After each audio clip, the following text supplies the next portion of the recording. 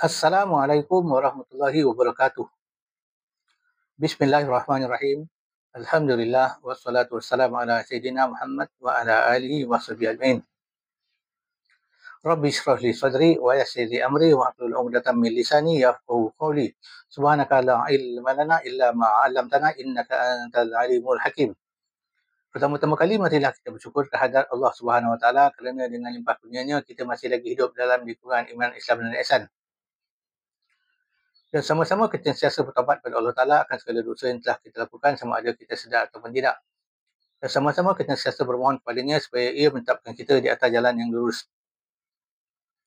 Pada kali ini saya ingin buat satu ulasan ataupun reaction yang ringkas dengan bahasa yang mudah dalam masa yang singkat tentang satu filem yang begitu viral di negara kita Malaysia dan juga kabarnya mendapat sambutan hangat di negara jiran di Indonesia. Filem itu, filem yang saya maksudkan bertajuk Bid'ah.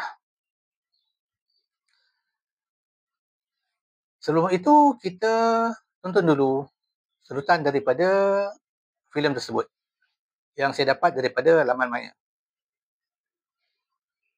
Isteri batin Wali. Isteri batin? Ya, batin Amirah dah bersatu dengan batin Wali. Makam Amirah akan naik. Amirah faham. Amirah sanggup jadi isteri batin Wali. Ya Rasulullah, aku terima nikahnya Amirah binti Marzuki dengan maksud nikah batin, bermaskawinkan Al-Fatihah. Aku terima nikahnya Bibi Munita binti Muhammad Afdil. Aku terima nikahnya Siti Nuramiah binti Khalid dengan maksud nafkah batin bermaskawinkan Al-Fatihah.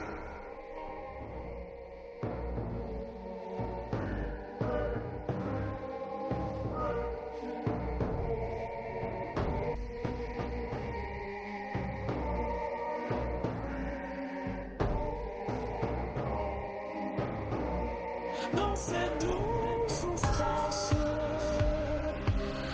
dont je paye.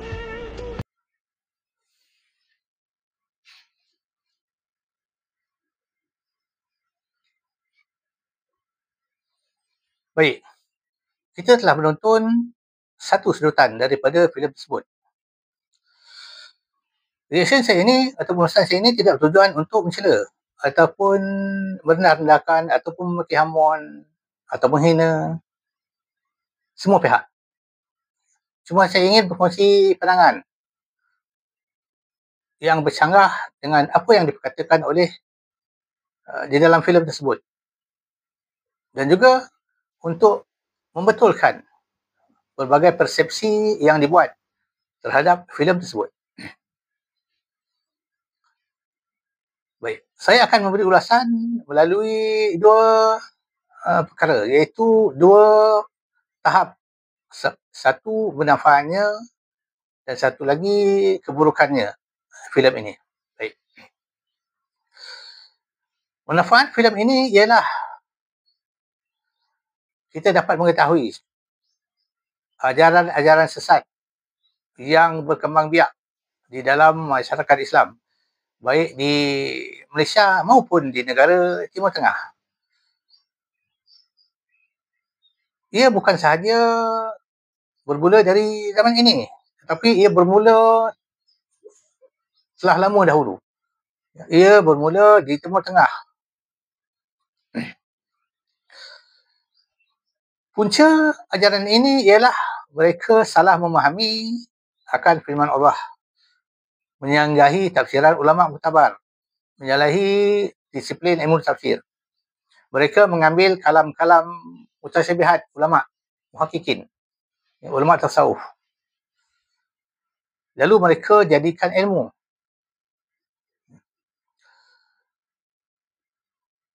Dan satu prinsip ajaran ini ialah setiap yang zahir itu ada batinnya. Dengan arti kata, setiap ayat-ayat Quran itu ada batinnya. Contohnya, didikan olehmu akan solat. Jika syariatnya iaitu mendirikan solat, iaitu kita menyembah Allah Ta'ala menurut rukun syarat tertentu, zahir dan batin, itu yang diajarkan oleh Nabi. Tetapi bagi mereka ini, mereka mengatakan itu solat yang zahir, solat yang batin lain. Jadi nak arti kata yang lain, dengan arti kata bagi mereka solat 5 waktu itu solat zahir, batinnya solat lain ataupun bentuk yang lain ataupun tafsirannya lain. Demikian juga tentang nikah. Mereka mengatakan icap kabul nikah ini yang kita lakukan, Islam ajarkan, itu adalah syariat. Tetapi nikah batin berlainan. Contohnya seperti mana yang ditunjukkan dalam video tersebut, nikah batin mereka tanpa wali. Mereka berwalikan secara gaib Rasulullah,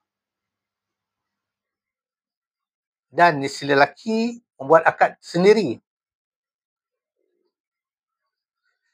Demikian juga seperti mana yang saya dapat daripada grup WhatsApp, ada yang mengatakan nikah yang sebenar-benar nikah iaitu kita berijab kabul dengan isteri kita sendiri. Ijab melalui wali itu zahir, syariat saja. Sebenar-benar nikah adalah kita sendiri berijab dengan isteri kita dan isteri kita menerima ijab kita. Contohnya, setelah kita berijab kabul dengan wali, kita menemui isteri kita, kita berkata, aku nikah sama engkau. Kemudian isteri akan berkata, aku terima nikahnya. Itu bagi mereka. Demikian juga tentang zakat, tentang haji. Mereka mentakwil ajaran-ajaran Islam ataupun ajaran-ajaran tersebut. Seperti juga dengan Mi'raj. Nabi Muhammad SAW ke langit. Mereka mentakwil Mi'raj itu lain. Bahkan ada yang mentakwil Mi'raj itu bersetubuh dengan isteri. Dan banyak lagi ajaran-ajaran tersebut yang telah dikupas oleh pakar-pakar, penyelidik. Ya. Seperti Profesor Dr. Abdul Fattah Harun Ibrahim dan yang lain-lain. Bahkan di zaman dahulu lagi, seperti Syekh Abu Bakar Al-Baghdadi telah menyelidik dan membuat buku tentang ajaran-ajaran ini. Jadi, filem ini ada bermanfaat, iaitu kita boleh mengenal ajaran-ajaran sesat tersebut yang begitu menyimpang daripada ajaran Islam. Maka orang-orang yang benar-benar menjalani jalan-jalan sufi ataupun tarekat muktabar tidak perlu merasa risau. Tidak perlu melatah. Kerana jika kita tidak melakukan yang tersebut, kita tidak perlu takut ataupun risau. Memang, jika kita lihat, filem ini dijadikan modal ataupun memberikan manfaat ataupun dijadikan alat oleh puak-puak yang mengaku salafi ataupun puak Wahabi yang tak mengaku Wahabi tapi mengaku salafi untuk memburuk-burukkan tarekat sufi yang muktabar. Mereka menyamakan ajaran ini sebagai ajaran sufi muktabar. Kita tidak heran kerana inilah kerja mereka. Mereka menolak apa sahaja yang menurut tafsiran mereka tidak benar. Walaupun telah diberitahu yang benarnya. Maka dengan filem ini masyarakat dapat mengetahui ajaran yang sesat yang berkembang biak atas nama sufi. Mereka mengambil kaedah sufi seperti kaedah sanad ataupun mursyid ataupun bai'ah ataupun rabitah yang benar, yang diamalkan oleh sufi muktabar. Tetapi mereka selewengkan. Seperti mana yang contoh yang tadi, nikah itu diselewengkan menjadi nikah batin. Kerana bagi mereka nikahnya zahir itu tidak sempurna ataupun tidak sah. Maka alim ulama yang benar hendaklah segera memberi penjelasan kepada masyarakat tentang filem ini. Memberi penjelasan bahawa ia bukanlah ajaran Islam ataupun ajaran sufi yang benar.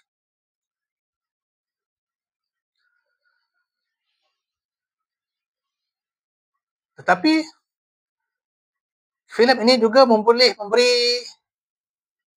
tanggapan yang negatif terhadap agama Islam. Kerana orang-orang yang tidak faham, orang Islam yang tidak mengerti akan mengatakan inilah ajaran Islam yang sebenar ataupun ajaran makrifat. Kerana orang-orang yang jahil apabila mendengar istilah makrifat, mereka akan kagum dan mereka akan berkata inilah puncak apa yang dikehendaki oleh kita. Memang benar, makrifat adalah puncak segala-galanya dalam hal ketuhanan. Tetapi bukanlah seperti mana yang ditonjolkan di dalam filem tersebut. Dan lagi orang-orang bukan Islam akan memberi anggapan yang negatif. Kerana mereka tidak tahu. Filem ini menunjukkan ataupun memperlihatkan ajaran yang sesat. Bukan daripada ajaran Islam yang sebenar. Maka tidak heran jika Islam akan terus dipandang negatif. Kerana sebelum ini Islam dipandang daripada sudut kemunduran umatnya. Maka Islam dianggap mundur.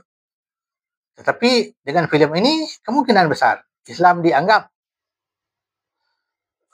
satu ajaran yang menyimpang ataupun bersalahan dengan yang diamalkan ataupun yang sebenar, yang difaham oleh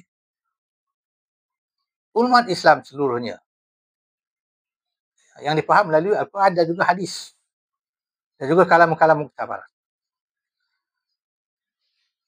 Seperti mana saya memetik kata-kata mantan mufti wilayah Tuan Dr.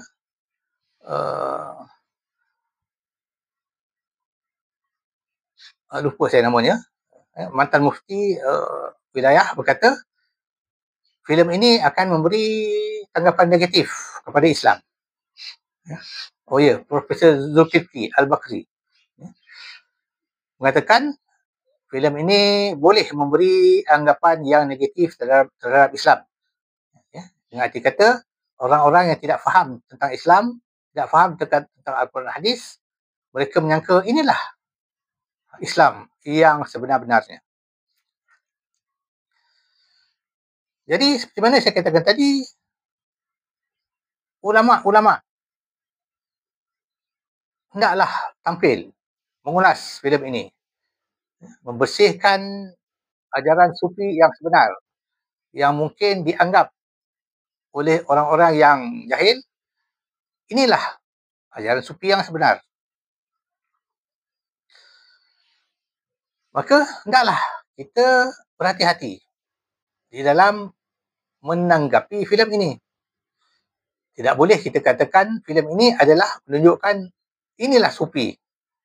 inilah ahli kerohanian. Inilah cara-cara untuk makrifat. Sedangkan ia bukanlah cara yang sebenar. Dan mereka yang menjadikan ia modal untuk mencela sufi yang benar, hendaklah berfikir semula. Ya, kaji semula filem ini dengan sebenarnya.